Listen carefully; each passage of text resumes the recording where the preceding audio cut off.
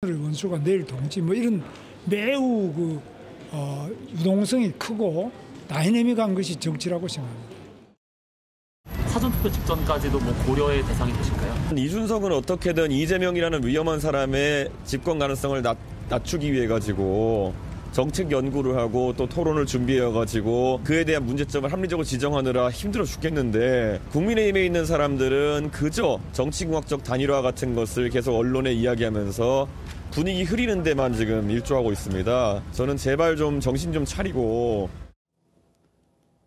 자, 오늘 이준석 후보 국민의힘이 단일화에 몰두를 하면 이재명 집권을 돕는 도우미가 될 거라 이렇게 직격을 했습니다.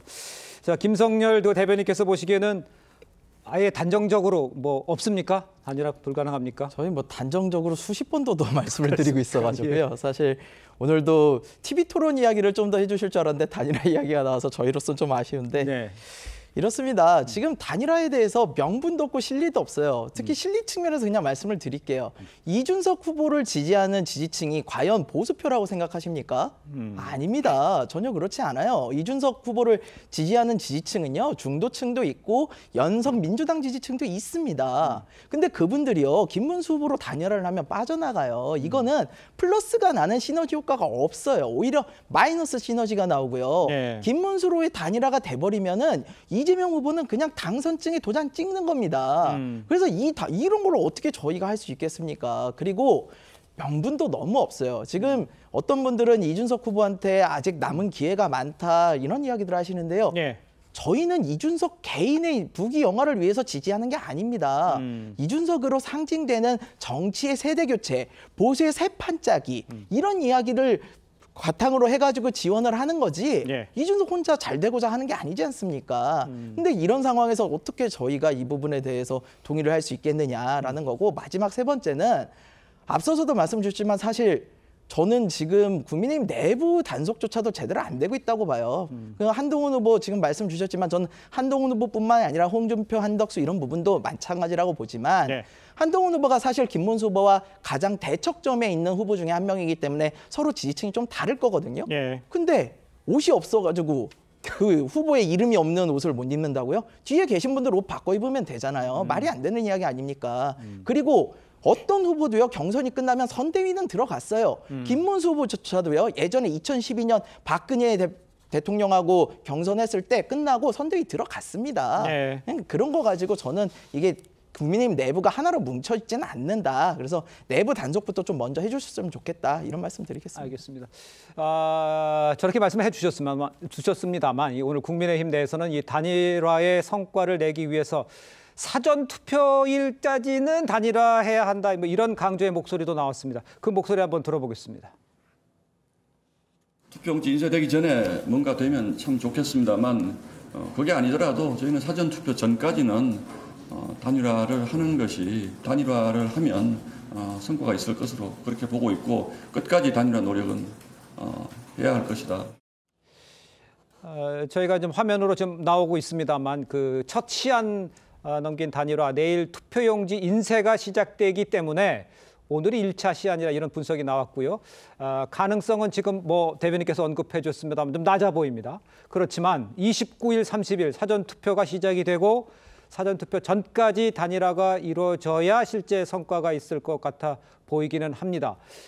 글쎄요, 뭐 정치는 생물이고 또 어떠한 변화가 있을지는 모르겠지만 쭉 뭐 취재도 많이 해보셨는데 네. 선거를 이 상황에서는 어떻게 단일화가 될 가능성에 대해서는 어떻게 보세요? 글쎄요, 뭐 지금 보면 네. 우리가 예를 들어서 집에 다른 분을 초청을 할 때 네. 집안 청소도 좀 해놓고 맛있는 요리도 좀 해놓고 예. 해야 그분이 오면 그래도 이게 초청하는 거 아니겠습니까? 예. 집안 막 어지러워 놔놓고 그냥 와라 무조건 와라 이렇게 이야기를 하면 상대방이 가기가 싫겠죠. 그러니까 마찬가지로 단일화라는 것도 마찬가지입니다. 예. 즉 이준석 후보의 정책 목표와 이 어떤 명분과 가치가 있습니다. 예. 그러면 본인이 이 가치를 이번에 그냥 소모하면 그냥 없어지는 거잖아요. 네네. 그리고 본인이 지금 정당도 있지 않습니까? 그러면 이준석 후보의 정책 미래를 어떻게 그러면 이 보장을 해줄 것인지 이 문제에 대한 고민이 있어야 되는 거예요. 예. 그러니까 김문수 후보를 위해서 당신 다 들어와 단일화해 라고 하면 이준석 후보가 그걸 뭐하러 하겠습니까? 그러니까 그런 것들의 준비 작업이 없이 지금 무조건 들어오면 이긴다라고 이야기를 하는 것 자체는 저는 의미가 없다는 생각이 들고 또 네. 하나는 지금 이제 물론 그런 사례는 있습니다. 지난 대선 때 이제 안철수 후보가 3차 TV 토론인가요? 네. 끝나고 나서 그날 저녁에 가서 이제 그냥 전격 단일화를 했지 않습니까? 그렇죠. 사전투표 전에. 예.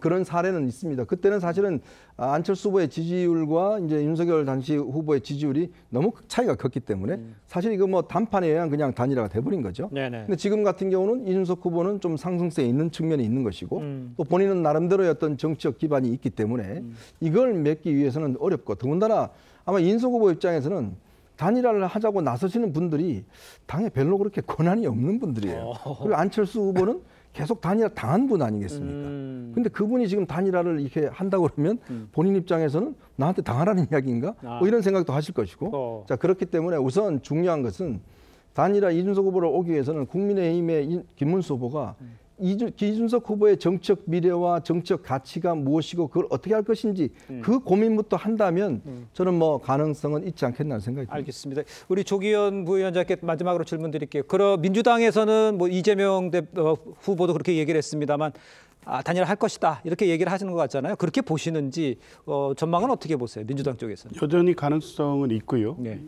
그 이준석 후보가 강하게 부인하고 있지만 그럴수록 내심의 어떤 다른 목적과 의도가 있다고 해석할 수밖에 없습니다. 아, 그렇습니까? 예, 이게 단일화의 명분은 없죠. 이준석 후보가 비상계엄 내란 세력과 단일화를 해서 이게 국민적 명분을 얻을 수 있겠습니까? 그러려면 어떤 조건이 성취되는 게 있어야 되는데 이준석 후보가 지금까지 보여온 모습 그리고 그런 걸 잘 아는 주변에 있던 인사들의 말로 보면 마지막 시도를 할 것이다라고 보는 게 중론이더라고요.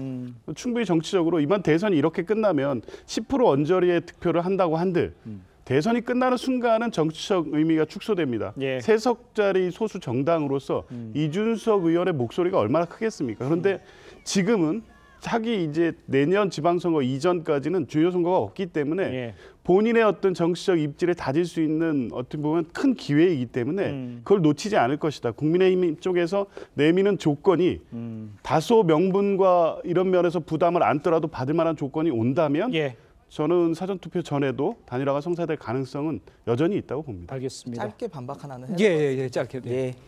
지금 저희가 속을 꺼내볼 수도 없고 정말 답답해 죽겠습니다. 앞서서 뭐 권한 있는 분이 이런 얘기를 안 해서 그런다. 이건 아닙니다. 지금 김용태 비대위원장조차도 그런 말씀을 하시잖아요.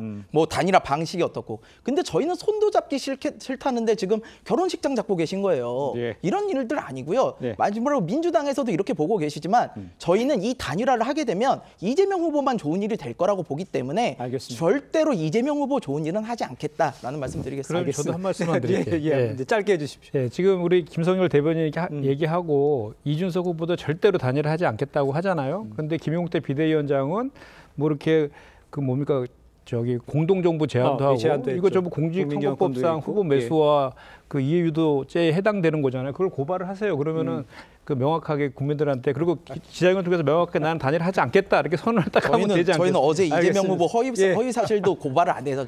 어떻게 될지 열흘 남아 있고 막판에 어떤 일이 벌어질지 아무도 모릅니다. 일단 지켜보도록 하겠습니다.